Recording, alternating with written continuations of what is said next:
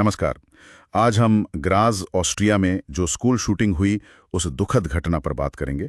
हमारे पास जो भी जानकारी है जैसे न्यूज़ रिपोर्ट्स वगैरह, उसके आधार पर कोशिश रहेगी कि हम समझें कि हुआ क्या था, देश दुनिया में क्या प्रतिक्रिया हुई और आगे क्या हो सकता है। बिल्कुल। ये घटना यूरोप में स्कूल हिंसा और सुरक्षा के मुद्दे पर बहुत गंभीर सवाल खड़े करती है असल में।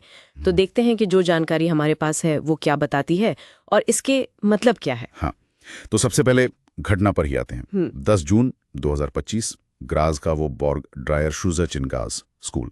क्या हुआ था उस दिन? देखिए, सुबह का वक्त था, करीब 9:30 बजे। एक 21 साल का लड़का जो पहले वहीं पढ़ता था पर ग्रेजुएट नहीं हुआ था, वो स्कूल में दाखिल हुआ।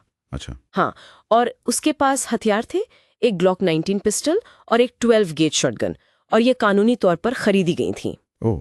उसने फिर स्कूल की अलग अलग मंजिलों पर स्टूडेंट्स और स्टाफ पर बस अंधाधुंध गोलियां चलानी शुरू कर दो। ये कितने वक्त तक चला ये सब? ज्यादा देर नहीं, करीब 7 मिनट। 7 मिनट बस? इतनी तबाही 7 मिनट में? और ये रुका कैसे फिर? हाँ, करीब 7 मिनट गोलीबारी चली। जब पुलिस पहुंची और उन्होंने इंटरवीन किया, उसके बाद हमलावर ने स्कूल के बाथरूम में खुद को गोली मार ली। ओह, 7 मिनट की वो दहशत। और जाहिर है इसका नतीजा बहुत भयानक रहा होगा। कितने लोगों की जाने गई, घायल कितने हुए? हाँ, मानवीय क्षति बहुत ज्यादा थी। कुल 10 लोगों की मौत हुई। 10? जी, इनमें 9 छात्र थे जिनकी उम्र आप समझ लीजिए 15 से 17 साल के बीच थी, और एक टीचर थे। और घायल? गोली लगने से 11 से ज्यादा लोग घायल हुए और करीब 30 और लोगों को भी चोटें आईं, मतलब भगदड़ वगैरह में। बहुत से लोगों को तो इमरजेंसी मेडिकल हेल्प और साइकोलॉजिकल सपोर्ट देना पड़ा। क्या ये अचानक हुआ हमला था या ऐसा लगता है कि इसकी प्लानिंग की गई थी? नहीं, ये अचानक नहीं लगता, प्लानिंग लगती है। अधिकारियों को उसके घर से एक सुसाइड नोट मिला है। अच्छा। हाँ, अपनी माँ के लिए एक वीडियो मैसेज भी छोड़ा था उसने, और एक पाइप बम भी मिला। हालांकि वो निष्क्रिय था, पर ये सब इशारा करते हैं कि तैयारी पहले से थी। उस हमलावर के बारे में क्या पता चला है? कौन था वो? मकसद क्या था? कुछ अंदाजा लगा? देखिए, आधिकारिक तौर पे तो मकसद अभी तक साफ नहीं है। रिपोर्ट्स में कहा गया है कि वो थोड़ा अंतर्मुखी किस्म का था, शायद स्कूल में बुलिंग का शिकार हुआ हो, लेकिन उसका कोई पुलिस रिकॉर्ड नहीं था पहले। कोई रिकॉर्ड नहीं? नहीं। और एक बात और सामने आई है कि वो हिंसक वीडियो गेम्स बहुत खेलता था। अच्छा। मार्च से ही वो शूटिंग रेंज में प्रैक्टिस भी कर रहा था।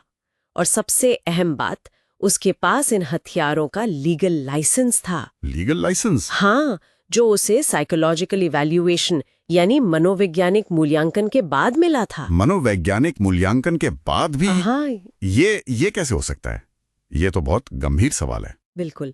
यही बात तो मौजूदा सिस्टम पर सवाल उठाती है कि अगर मूल्यांकन हुआ था तो फिर ये कैसे हुआ? मतलब वो सिस्टम कहीं ना कहीं फेल हुआ इस केस में। जाहिर है ऑस्ट्रिया के लिए तो ये बहुत बड़ा सदमा रहा होगा। देश का क्या रिएक्शन था? ऑस्ट्रिया हिल गया था। 3 दिन का राष्ट्रीय शोक रखा गया। चांसलर क्रिश्चियन स्टॉकर ने इसे काला दिन कहा और वादा किया कि वो बंदूक कानूनों को और सख्त करेंगे। जैसे हथियार रखने की मिनिमम उम्र बढ़ाना, साइकोलॉजिकल जांच को और बेहतर और शायद ज्यादा कड़ा करना, और अलग अलग एजेंसीज के बीच जानकारी शेयर करने का सिस्टम सुधारना। ये ऑस्ट्रिया के इतिहास की शायद सबसे बड़ी स्कूल शूटिंग होगी। हाँ, द्वितीय विश्व युद्ध के बाद की ये सबसे घातक स्कूल शूटिंग थी ऑस्ट्रिया में। इसने वहां स्कूल सुरक्षा, मेंटल हेल्थ केयर, हथियार कानून, इन सब पर एक बड़ी बहस छेड़ दी है। क्या इसका असर सिर्फ ऑस्ट्रिया में ही रहा या बाहर भी महसूस किया गया, यूरोप में? नहीं, असर बाहर भी हुआ।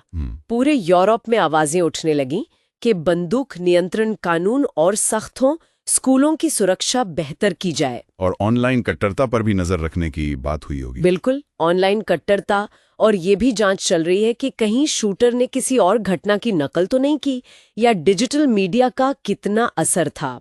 ऑस्ट्रिया और उसके पड़ोसी देश अब स्कूलों में मेंटल हेल्थ सपोर्ट सिस्टम को फिर से देख रहे हैं। और हाँ, वहां की राष्ट्रीय प्रेस परिषद ने भी मीडिया से कहा कि रिपोर्टिंग में पीड़ितों की प्राइवेसी का ध्यान रखें। तो अगर हम इन सब बातों को समेटें तो क्या नतीजा निकलता है? इसका क्या मतलब समझें? देखिए, ग्राज स्कूल शूटिंग यूरोप के लिए स्कूल हिंसा की एक बहुत ही चौंकाने वाली और दुखद घटना है, और इसके नतीजे दूर तक जा सकते हैं। संभावना है कि ऑस्ट्रिया में और शायद पूरे यूरोप में भी बंदूक कानूनों, स्कूल सेफ्टी प्रोटोकॉल्स और मानसिक स्वास्थ्य देखभाल के सिस्टम में बड़े बदलाव देखने को मिले। और आखिर में हमारे सुनने वालों के लिए कोई एक बात जिस पर वो सोच सकें। हाँ, एक अहम सवाल ये घटना पीछे छोड़ जाती है कि भविष्य में ऐसी त्रासदियों को रोकने के लिए सुरक्षा उपाय, व्यक्तिगत आज़ादी और असरदार मानसिक स्वास्थ्य मदद, इनके बीच सही संतुलन कैसे बनाया जाए, खासकर तब जब मौजूदा जांच के तरीके जैसे इस केस में साइकोलॉजिकल मूल्यांकन नाकाफी साबित हुए। इस पर सोचना बहुत ज़रूरी है।